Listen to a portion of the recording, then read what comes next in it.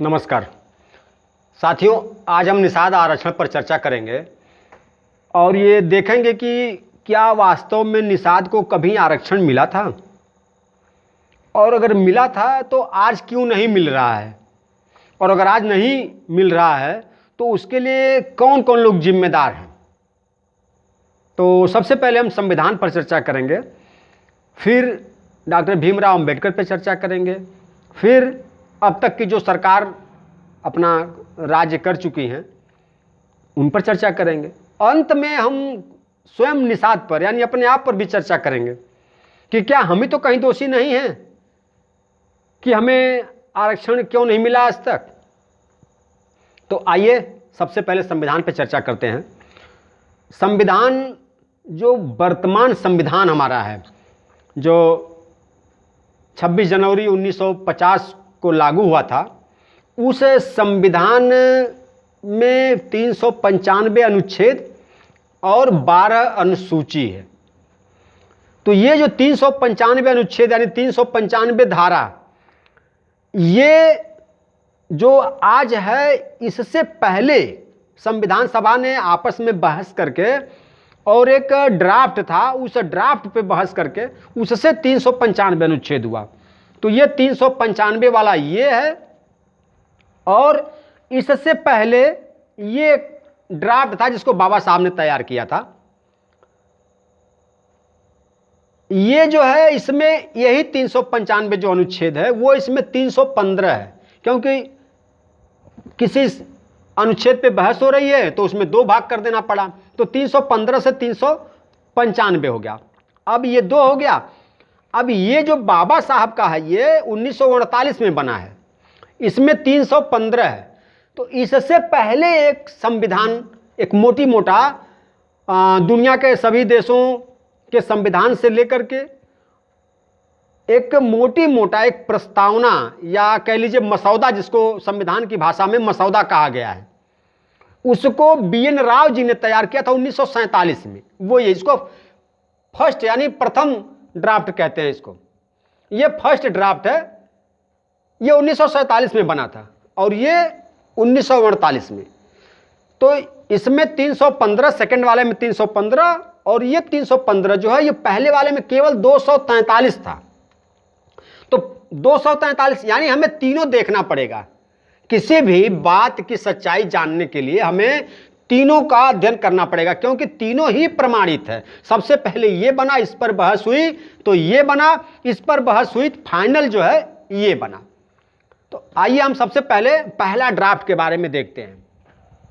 अब देखिए इसमें निषाद है कि नहीं, क्योंकि इसमें जो है जाति, जिन जिन जातियों को अनुसूचित जाति में या जनजाति में रखा गया उनका नाम इसमें नहीं है।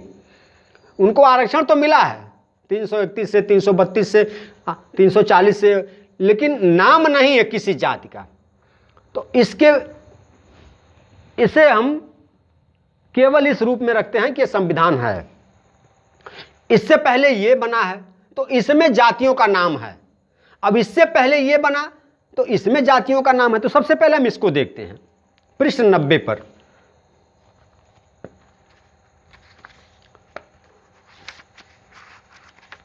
ये देखिए,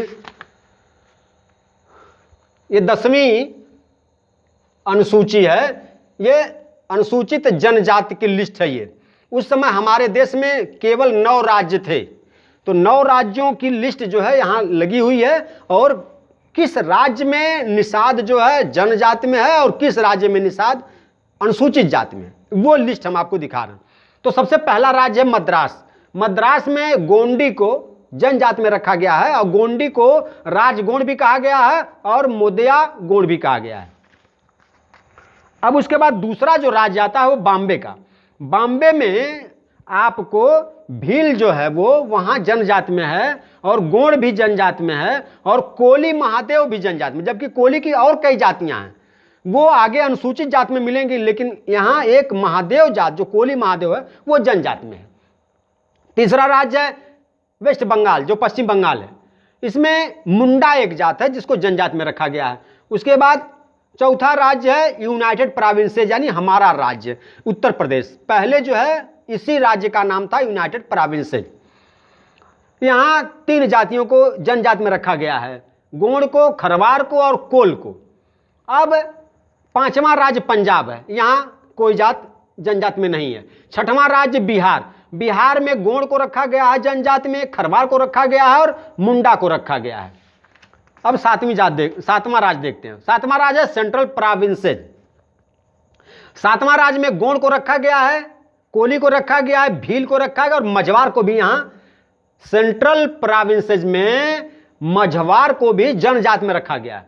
अब 8वां राज्य है आसाम। आसाम में चूंकि हम गए नहीं हैं वहां, ये देखिए आप, इतनी जातियां हैं जनजाति की लिस्ट में, इन जातियों के बारे में हमें जानकारी नहीं है। वैसे कोई हमारे मित्र साथी आसाम के अगर कोई वीडियो देख रहे हो तो हमसे व्हाट्सएप पे संपर्क करके और इन जातियों, इनका फोटो ले करके फिर आपस में चर्चा कर लेंगे, देख लेंगे कि कौन सी इसमें से कौन सी उपजाति है जो निषाद में आती है और वहाँ जनजाति में है, हमको नहीं पता है। इसलिए आप चाहें तो इसका फोटो हमसे ले सकते हैं, क्योंकि यह किताब आपको मिलेगी नहीं। यह किताब केवल लोकसभा सांसद को ही या किसी सदन सचिवालय के अधिकारी को ही मिलेगी, क्योंकि यह लोकसभा सचिवालय के अंदर जो लाइब्रेरी है उससे मिलती है। वो सरकारी किताब है, ये बिकने के लिए नहीं रहती है। तो केवल ये सांसद को या किसी सचिवालय के कर्मचारी को ही मिलेगा। तो आप शायद असंभव है आपका पाना, इसलिए आप चाहते हैं ये जो 9 राज्य है, 9 राज्य में जो अनुसूचित जाति की लिस्ट है या जनजाति की लिस्ट है, इसमें आपके राज्य में आपके जाति का इस लिस्ट में नाम है या नहीं है, अगर जानना रहेगा तो व्हाट्सएप पे हमसे फोटो, इसकी कॉपी फोटो मांग लीजिएगा। तो आसाम में हमें जानकारी नहीं है। उड़ीसा में ये गोंड जो है जनजाति में है, जो हमारी जाति का है, मुंडा है जो जनजाति का है, जो हमारी जाति का है, कोली जो हमारी जाति का है, जनजाति का है, उड़ीसा में भी है। तो इस तरह से 9 राज्य जो है जनजाति में, हमने बता दिया कि सभी राज्यों में कमोबेश हमारी स्थिति जनजाति में भी है। अब हम आते हैं 11वां जो शेड्यूल है, ये है शेड्यूल कास्ट का, अनुसूचित जाति का। अब आइए इसमें देखते हैं कि 9 राज्य जो हैं उसमें हम कहीं अनुसूचित जाति में हैं या नहीं। जनजाति में तो हम हैं, कंफर्म हो गया, हम जनजाति में हैं 9 राज्य में। और अब आते हैं अनुसूचित जाति में। तो सबसे पहला राज्य है मद्रास। मद्रास में देखिए इतनी जातियां अनुसूचित जाति में हैं। अब मद्रास हम गए नहीं, इसलिए हमें जानकारी नहीं है। अगर मद्रास के भी भाई अगर फोटो मांग करके और जरा सा कंफर्म कर देंगे कि इसमें कौन सी जात निषाद की उपजाति है जो वहां अनुसूचित जाति में है। अब आते हैं हम, दूसरा राज्य बॉम्बे है। बॉम्बे में ये कोली ढोर, जो कोली महादेव वहां वो जनजाति में, तो यहाँ कोली ढोर जो है वो अनुसूचित जाति में है। वैसे ही इतनी जातियों के बारे में हमें जानकारी नहीं है। अगर महाराष्ट्र के कोई सज्जन, कोई मित्र अगर चाहेंगे तो व्हाट्सएप पे इसकी फोटोकॉपी मंगा करके देख करके और फिर बताएंगे कि ये जाति भी हमारे यहाँ अनुसूचित जाति में पाई जाती है। तीसरा राज्य है वेस्ट बंगाल। साथियों, वेस्ट बंगाल हमारे लिए बहुत ही अच्छा राज्य है। आइए देखें हम। तो वेस्ट बंगाल में बिंद जो है, बिंद अनुसूचित जाति में, जालिया अनुसूचित जाति में, कैबरता अनुसूचित जाति में, झालो मालो आर मालो अनुसूचित जाति में, ये देखिए मल्लाह अनुसूचित जाति में, मुंडा अनुसूचित जाति में, मुसहर अनुसूचित जाति में, नामशूद्र अनुसूचित जाति में, तीयर अनुसूचित जाति में। अब समझिए कि 3 1 4 4 8 1 9 बंगाल की 9 हमारी उपजातियां और एक वहां मुंडा जो था जनजाति में था, तो उसको लेके 10, यानी बंगाल की हमारी 10 उपजाति जनजाति या अनुसूचित जाति का लाभ ले रही हैं। ये हमारे लिए कितना ही अच्छा और कितना बढ़िया राज्य है निषादों के लिए। लगता है कि निषाद की आबादी पश्चिम बंगाल में आज के परिवेश में, आज की तारीख में सबसे ज्यादा है, क्योंकि 10 जाति हमारी वहां अनुसूचित जाति जनजाति का लाभ ले रही। अब आइए चौथा, हमारा जो उत्तर प्रदेश है यूनाइटेड प्रोविंसेस, यहाँ मझवार देखिए अनुसूचित जाति में है और तुराहा अनुसूचित जाति में, ये दोनों हमारी उपजातियां हैं।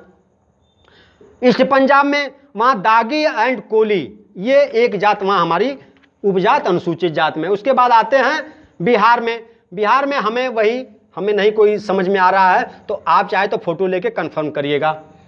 फिर देखिए सेंट्रल प्रोविंसेस, यहां भी हमें कोई जात नहीं मिली है, जानकारी में केवल एक जात वही कोली मिली है।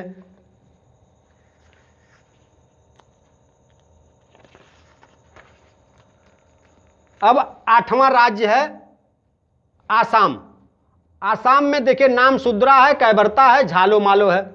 मतलब यहां 3 जातियां, नाम शूद्र, कैबर्ता और झालो मालो। फिर उड़ीसा में दीवर है जिसको हम केवट कहते हैं। ये 9 राज्यों में, हम सभी राज्य में, देश के सभी राज्यों में हम अनुसूचित जात या जनजाति में हैं। अब संविधान, पहला संविधान, ये दूसरा बाबा साहब ने जो बनाया है। बाबा साहब के संविधान में देखिए, ये देखिए वहां 10वां शेड्यूल था, उसमें घट करके आ गया यहां 8 शेड्यूल, 8वां शेड्यूल। अब इसमें देखिए शेड्यूल ट्राइब, ये जनजाति का है। अब यहां भी देखिए वही बात मद्रास की, ये गोंडी, मुदया गोंड एंड राजगोंड, ये हो गया मद्रास का। बॉम्बे में भील है, गोंड है, कोली, महादेव है, वही बात दोहरा रहे हैं बाबा साहब। अब देखिए वेस्ट बंगाल में मुंडा केवल एक जात है जनजाति में। यूनाइटेड प्रोविंसेस, हमारे राज्य में उत्तर प्रदेश में गोंड है, खरवार है, कोल। बिहार में गोंड है, खरवार है, कोली है, मुंडा है। सेंट्रल प्रोविंसेस में गोंड है, कोली है, भील है।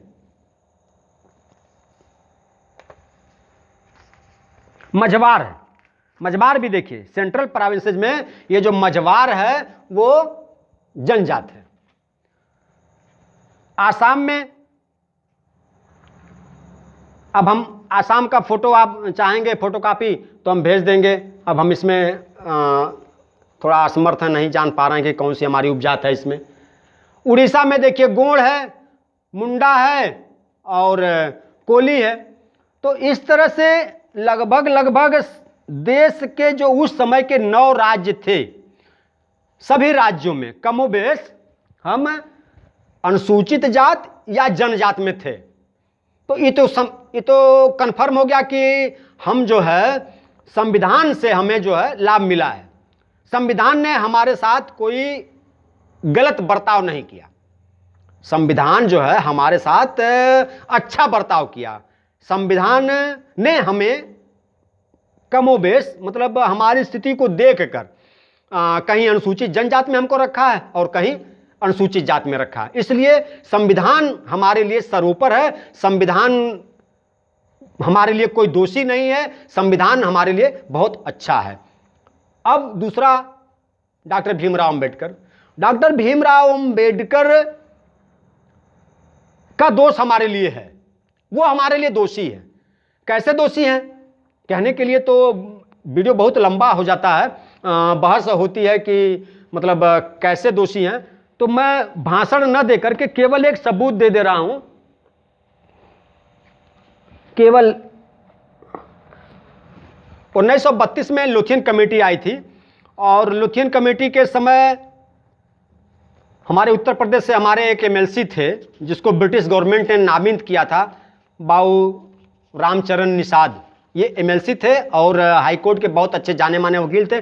डालीगंज में आज भी उनका बहुत बड़ा मकान और उनकी पूरी फैमिली, सारे लोग रहते हैं। और 2 बार उत्तर प्रदेश सरकार ने, जो ब्रिटिश गवर्नमेंट थी, उनको एमएलसी मनोनीत की थी। 1928 में भी जब साइमन कमीशन आया था तो उन्होंने साइमन कमीशन को ज्ञापन दिया था कि हम डिप्रेस हैं। उस समय हम लोगों को, यानी जितनी भी छोटी जातियां हैं, सबको डिप्रेस अंग्रेजों ने कह के और आरक्षण का लाभ दिया था। तो डिप्रेस हम हैं, डिप्रेस का आरक्षण को मिल रहा है, आगे भी मिलता रहे, ये कह करके बाबू रामचरण निषाद जी ने ज्ञापन दिया। हालांकि साइमन ने फाइनल नहीं कर पाया और विवाद हो गया, लाला लाजपत राय की मृत्यु हुई, फिर वो वापस गया। फिर 32 में एक कमेटी आई, भारतीय मताधिकार कमेटी, फ्रेंचाइज कमेटी के नाम से। उसका जो चेयरमैन थे वो लोथियन थे, इसलिए उस कमेटी को लोथियन के नाम से भी जाना जाता है। तो वो कमेटी जब आई 32 में, तो उसमें भी रामचरण जी ने ज्ञापन दिया कि हम डिप्रेस हैं, यानी अनुसूचित जात जनजाति के हैं, यानी शूद्र हैं, डिप्रेस हैं, दबे कुचले हैं। तो जो हमें आरक्षण आपके द्वारा मिला हुआ है वो अनवरत हमेशा मिलता रहे। ये देखिए सबूत, डॉक्टर BR अम्बेडकर द्वारा दलित वर्गों संबंधी मताधिकार कमेटी यानी लुथियन कमेटी 1 मई 1932 को इन्होंने, बाबा साहब ने इस पर टिप्पणी अपना दिया है 1 मई 1932 को। और ये है वांग्मय खंड 4 पृष्ठ जो है 225 पे। ये कह रहे हैं संयुक्त प्रांत के लिए, ये देखिए संयुक्त प्रांत में दलित वर्ग के लिए कह रहे हैं, संयुक्त प्रांत में दलित वर्ग के लिए कह रहे हैं। जो भी हो, बाबा साहब कह रहे हैं कि जो भी हो, मैं यह कहना अपना जल्दी जल्दी कह रहा हूं, कर्तव्य समझता हूं कि इस मसले के बारे में बाबू रामचरण की राय का कोई महत्व नहीं है। उनका नाता दलित वर्ग से केवल इस अर्थ में है कि वह आर्थिक दृष्टि से निर्धन और शैक्षिक दृष्टि से पिछड़े वर्गों के हैं और शब्द की यथार्थ भावना के अनुसार वह अछूत वर्ग के नहीं है। अब देखिए 32 में जब लुथियन कमेटी आई और आरक्षण देने की परंपरा, पहले से मिल रहा था आरक्षण, आगे भी मिलता रहेगा, इसके लिए वो कमेटी सर्वे करने आई थी। तो हमारे जो नेता, हमारे जो अगुआ, हमारे जो महापुरुष राय साहब, बाबू रामचरण निषाद जी, ये जब ज्ञापन देते हैं तो डॉक्टर साहब उस लुथियन कमेटी के सदस्य थे और ये तो फरियादी थे। ये तो अपनी बात केवल दरखास्त लेके गए कि भैया हमको आप डिप्रेस का आरक्षण दिए हैं, आगे भी देते रहिए, ऐसा कह के रामचरण जी ने ज्ञापन दे दिया। और ज्ञापन देके जब चले आए तो जब लुथियन कमेटी के सदस्यों की आपस में बहस मीटिंग हुई कि भाई रामचरण जी ने ज्ञापन दिया, इस पर क्या विचार या क्या प्रस्ताव लाया जाए, तो अम्बेडकर जी ने कहा कि नहीं नहीं नहीं नहीं, ये जो रामचरण जी हैं ये जो है आर्थिक रूप से कमजोर तो हैं, शिक्षा के रूप से, शिक्षा में कमजोर तो हैं, लेकिन ये शब्द की यथार्थ भावना से दलित नहीं है, अछूत नहीं है। अब बताइए, इस तरह से किसी व्यक्ति का नाम लेकर लुथियन कमेटी, जो अंग्रेजों ने इस देश में गरीबों, दलितों, मजलूमों को अधिकार देने के लिए, सर्वे कराने के लिए भेजा था कि आगे भी इनको लाभ मिलता रहे, उसके सामने लिखित देख लीजिए कि बाबू रामचरण की राय का कोई महत्व नहीं है। आखिर में शब्द की यथार्थ भावना के अनुसार वह अछूत वर्ग के नहीं है। अब बताइए, अस्पृश्य वर्ग के नहीं है, अस्पृश्य को हम अछूत सीधे कह रहे हैं ताकि आपको आसानी से समझ में आ जाए और हमारे पढ़ने में भी जल्दबाजी हो। अब आप सोचिए, मतलब इतना मतलब अब हम शब्द नहीं कह पा रहे हैं कि नाम लेकर के बाबू रामचरण जी का विरोध, और बाबा साहब की इस किताब में सरकार, भारत सरकार इसको छपवा के, और ये बंटवार समझे 20 रुपए की किताब होगी, इतनी सस्ती किताब, तो दोषी हुए 40 रुपए की किताब है ये, जबकि 400, 500, 800 में किताब मिलेगी। ऐतिहासिक किताब है ये, 700, 800 से महंगी किताब, इससे सस्ती नहीं मिलनी चाहिए। लेकिन सरकार चाह रही है कि हम जाने, आप जाने, सब लोग मिलकर जाने कि कौन बाबा साहब थे और बाबा साहब ने किसके लिए क्या क्या किया। तो बाबा साहब भी दोषी हैं, हमें जो आरक्षण नहीं मिला उसके लिए बाबा साहब दोषी हैं। अब आइए सरकार पे, अब तक की जो सरकारें हैं, कोई ऐसी सरकार बताइए जो हमारी इस स्थिति को वो जान रही है। सरकार वो तो संविधान पढ़ती होगी ना, वो तो, जब हम पहला ड्राफ्ट पा गए तो क्या उसके लोग पहला ड्राफ्ट नहीं पाए होंगे? जब हमको पहला ड्राफ्ट मिल गया, दूसरा ड्राफ्ट मिल गया, तीसरा संविधान तो मार्केट में मिल रहा है, 100-200 का खरीद लेंगे आप सब भी, लेकिन पहला ड्राफ्ट और दूसरा ड्राफ्ट तो सरकार के पास होगा। जो लोग इसमें जागरूकता रखना चाहते होंगे, जो लोग गहराई से जानना चाहते होंगे, सब लोग अपना जाके संसद भवन से लाए होंगे। तो जब वो जान रहे हैं कि निषाद के, अब सोचिए कि पश्चिम बंगाल में हमारी 10 उपजाति अनुसूचित जाति में है और जनजाति में है, एक वहां उपजाति जो है मुंडा जो है जनजाति में है, बाकी 9 जाति। मतलब जैसे ताज्जुब हो रहा है इस देश के शासकों पे, आखिर चाहते क्या है हम लोगों से, वो हमारे बारे में क्या सोचते हैं, वो मतलब जैसे व्यक्त नहीं कर पा रहा हूं अपने इस विचार को कि जब संविधान में ये व्यवस्था है तो फिर आज तक उसका निराकरण क्यों नहीं किए वो। अब समझे कि आवाज निकल नहीं पा रही है, मन जैसे मन बहुत दुखी हो रहा है इन सरकारों को लेकर के। अब तक की सरकार, जितनी भी सरकार रही, चाहे वो कोई सरकार हो, सारी की सारी सरकारें दोषी हैं। किसी ने भी हमारे इस मन के अंदर जो पीड़ा है, इस पीड़ा को हरने का किसी सरकार ने भी काम नहीं किया है। बहुत ही ज्यादा दोषी हैं वो। अब हम अपने आप पर चर्चा करते हैं कि क्या निषाद भी कुछ दोषी है? तो साथियों, हाँ, बाबा साहब डॉक्टर भीमराव अंबेडकर दोषी हैं, अब तक की सरकार दोषी है, लेकिन इन दोनों से सबसे ज्यादा, इनसे भी ज्यादा दोषी स्वयं हम यानी निषाद हैं। क्यों? क्योंकि जब आप जानते थे कि हमारी एक उपजात उत्तर प्रदेश में मझवार अनुसूचित जात में है, दिल्ली में मल्लाह अनुसूचित जात में है, तो आप यह भी जानते थे कि अनुसूचित जात जनजात की जनगणना प्रत्येक 10 वर्ष पे होती है। तो जब जब जनगणना कर्मी आपके दरवाजे पे गया तो आप क्यों नहीं मझवार उस जनगणना में अपना नाम लिखवाए? अभी दिल्ली में एक बार मीटिंग थी, हम गए थे तो वहां मल्लाह लोगों की मीटिंग थी, उसमें कुछ कश्यप भाई भी बैठे थे। तो उन कश्यपों ने कहा कि अरे भाई ये मल्लाह लोग जो है अनुसूचित का लाभ ले रहे हैं, हम लोग नहीं पा रहे हैं। अब आप बताइए, जब वहां जनगणना होती है हर 10 साल पे, तो आप अपने को क्यों कश्यप लिखे? आपको तो मल्लाह दिल्ली में लिखना चाहिए था। ठीक उसी तरह उत्तर प्रदेश में आप जब जनगणना हुई 10 साल पे, तो आपने क्यों नहीं अपने को मझवार लिखा? दोषी तो आप हैं कि आप जानते हुए भी अपने को मझवार किसे कहा जाता है? जो घाट पे नाव को इस पार से उस पार ले जाता है उसे माझी कहा जाता है। माझी का ही अच्छा नाम, किताबी नाम, साहित्यिक नाम मझवार है। तो जब आप जानते थे इस बात को कि जो माझी है वही मझवार है, तो क्यों नहीं सारे लोग मिलकर के जनगणना में, प्रत्येक 10 वर्ष की जनगणना में 51 की जनगणना, 61 की, 71 की, 81 की, 91 की, 1 की, 2011 की, आने वाली 21 की, क्यों नहीं सभी जनगणना में आपने अपने आप को मझवार लिखा? और अगर आप मझवार लिखते तो आपकी जनगणना मझवार की होती। उसी जनगणना के आधार पर पता नहीं कई 20 साल पहले आपको अनुसूचित जाति का उत्तर प्रदेश में, दिल्ली में अनुसूचित जाति का, बिहार में और मध्य प्रदेश और पश्चिम बंगाल जहां भी आप जनजाति में आपको आरक्षण मिलता। तो साथियों, दोषी तो निषाद भी है। इसलिए अब इस दोषी, निषाद, बाबा साहब और सरकार, इन तीनों लोगों के दोष का निवारण क्या है? तो इन तीनों लोगों के दोष का निवारण सिर्फ और सिर्फ यही है कि इन्हें अनुसूचित जात का लाभ मिल जाए। क्यों? क्योंकि इतने दिन से जो इनके अंदर की आत्मा रो रही है और बद्दुआ निकल रही है, दुख से पीड़ित होकर के श्राप दे रहे हैं इस देश के जो दोषी लोगों को, तो यह देश दिन पर दिन नीचे जा रहा है, विकास नहीं हो पा रहा है। इसलिए इस भूल को सुधारना है तो निषाद समुदाय को अनुसूचित जाति या जनजाति में आरक्षण दे देना चाहिए। धन्यवाद।